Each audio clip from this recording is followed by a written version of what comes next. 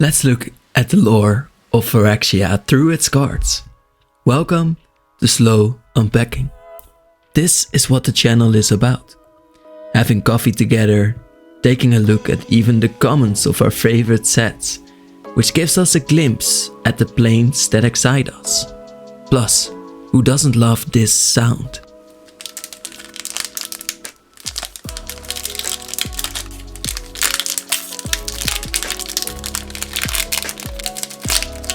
So, for today I have a few plans. We will look at 2 packs actually. I don't want to limit myself to just 1 pack video, because sometimes this can be more exciting. Oh man, I'm glad to be doing this again. But we'll also dive a bit deeper into some of the cards. Starting with this island. Because the art from Mark Riddick is very metal to start with. And we see actually the thing I have mentioned, I think the most in all of these sets, which is the fact that Jin has these probes who look around the multiverse. And here we see them again. These eyes coming from up and from down, from all sides actually, to encompass the blue mana. And this tells us more than you might think. Because the Praetors of Phyrexia have been influenced by the moons of Mirrodin. And they have been influenced in a way that makes them more like the colors of mana of our world, the colors that we know, instead of just evil Phyrexians.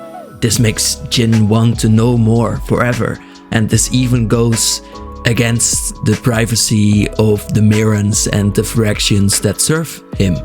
They all have to be open, they all have to show them everything, and they all have to offer him their free will.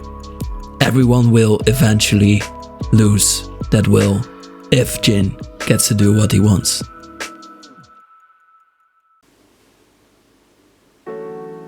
Don't worry, we'll pick up pace later, but sometimes in these videos we get to look at some commons and lands. I want to give them the shine they deserve too, because they tell such a massive part of the story. Like is the case with Testament Bearer and the rivalry between Norn and Children. Because this simple common tells us how Shieldred, may she rest in peace, tries to counter Norn. The Phyrexians have always had scriptures to follow. These are their laws. But Norn has been rewriting them lately. So this common is showing us how Shieldred is going back to the old scriptures, to the original ones, to fight those that Norn created. And like I said, we are going to skip some of these cards a little bit, like Cutthroat Centurion, who is a minion of the Demon Thane, which is interesting, but might not be exactly what you're here for. You don't want to know everything already. Looking at Chimney Rebel, for example, we see some weapons of Urabrask, but that is basically it. And looking at Shrapnel Slinger, it's a joke on how you can throw mites. I mean, we knew that a little bit. Then moving on, we have Crawling Chorus. I think this art is really interesting and it seems really off-putting, like the camera felt, but that might be it as well. And this deserves more deep dive into the art. Yeah, true. But something that interests me a little bit more is these kinds of equipments, because they seem to bring their own people, and that is a new thing where equipments are now creatures as well. Design-wise, logical, lore-wise, But I can explain. Hexgold is important to the Mirrans. It can help them smash through Phyrexians, even break their defenses. It can help them fly to evade being caught. This is essential for any guerrilla strategy the rebels might endeavor, so it might be logical for them to flock around this material and its weapons. And seeing your fellow soldiers wield their weapons with doubled efficiency, that might even inspire you to pick up arms as well, with 1 mana less to activate for all equipment. And then let's move on to this next bird horror, because it is a different kind of art for one, but also because it shows us a little bit of a different design. It shows us a fear that is deep within us, where we are kind of afraid of things that are small or that we cannot see. Because Thrumming Bird, whenever it deals damage to a player, proliferates. And that means that you get completed just that little bit more. And that means that completion can be anywhere. In the sky, just a little bird. These are smaller than a hand, so that must be very dangerous. And that combined with a painting, an artwork that is so much like a blot of ink, makes me feel about things inside of myself that I haven't reached before. Let's just say that. And then we have a card that shows us the interplay between the layers of Phyrexia. This is a card of a cycle of 5 cards that shows us, for example here, that where fire meets ferocity, a greater evolution begins. Showing us that the fires and the passions of Urabrask and his furnace can help the swarm of Vorinclex to become stronger. It helps them evolve because of the harsh conditions that Urabrask brings. Vorinclex embraces this. This makes the two Braiders very good friends, and in this way the two coexist. Vorinclex likes the creatures, the robotic creatures even, that Urabrask makes, and Urabrask likes the fact that Vorinclex will leave him alone for it as long as he sends some big strong robots his way. We continue and finish off this first pack with one last card, which is Copper Longlegs, a 2-mana reach creature that is just about the Mycosynth. And then we finish off actually with another token, which is the most important one, the Might, which is actually a standing dude. But let's continue with pack 2 and listen to this.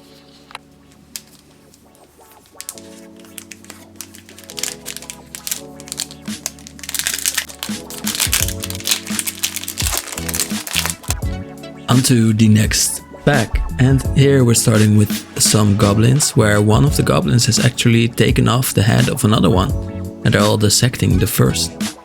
Almost like they like it here. They like doing this, they don't mind being the next. But let's look at this next land, the forest. Because this art shows us what Vorinclex is all about. It shows us that all of nature is connected to each other. And it shows us how some animals or creatures are above the others. It's like a food chain that we are seeing here.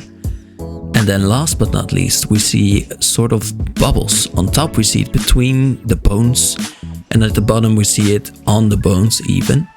And these are the bubbles of poison that Vorinclex likes to create to make it hard for its creatures to survive. Only the strongest may stay around. And we continue after this forest with another weapon for the rebels to use against the Phyrexians. And then we continue to another pair, the Bladegraft Aspirant, note the Aspirant part most of all, and the Ascent of one. An Aspirant is a person that still wants to become a Phyrexian. So when we look at the Bladegraft Aspirant, he wants to become a Phyrexian under, or she, under Urabrask. And how they do that is by almost becoming a furnace maybe. By turning parts of your body into weapons, and by recycling yourself and others to make a better being. This is the philosophy of Urabrask, and this person has already embraced it even before they become a full-fledged Phyrexian. This one seems to have succeeded. Then, when we look at the Aspirant's Ascent, we see how people in the Progress engine do this.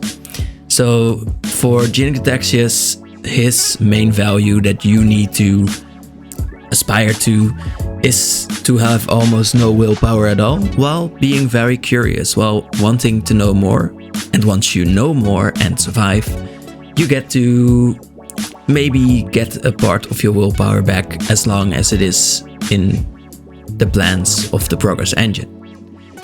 So give up your will and you might be thrown into the sphere's upper reaches.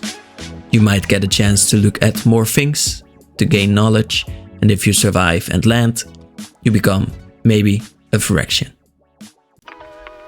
So we're learning about Phyrexia. We're learning that they want to be free, but we also learn that they do a lot to fit in with their friends. This Anaxandri even stays still for no matter how long. He doesn't even eat anymore.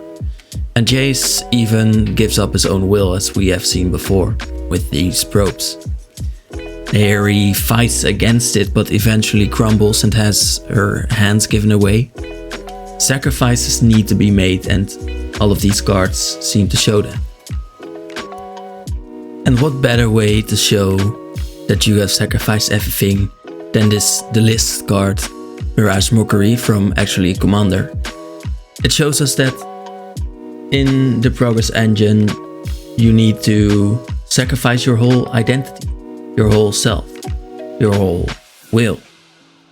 And then perhaps you can join the oil and the engine, the progress. And from something so complex we move to two very simple creatures from Vorinclex. We have the evolved Spinoderm, who is flailing about people, just a big 5/5 for 4 mana, that's so cheap. But then Tyrannix Atrocity, who is also just a 4/4 with haste. And then I want to thank you for watching. I've been doing this for some time, but I've stopped for a little bit with the unpacking, and now they seem fun again. So let me know what cards you liked and if you want to know more about them. And again, thank you.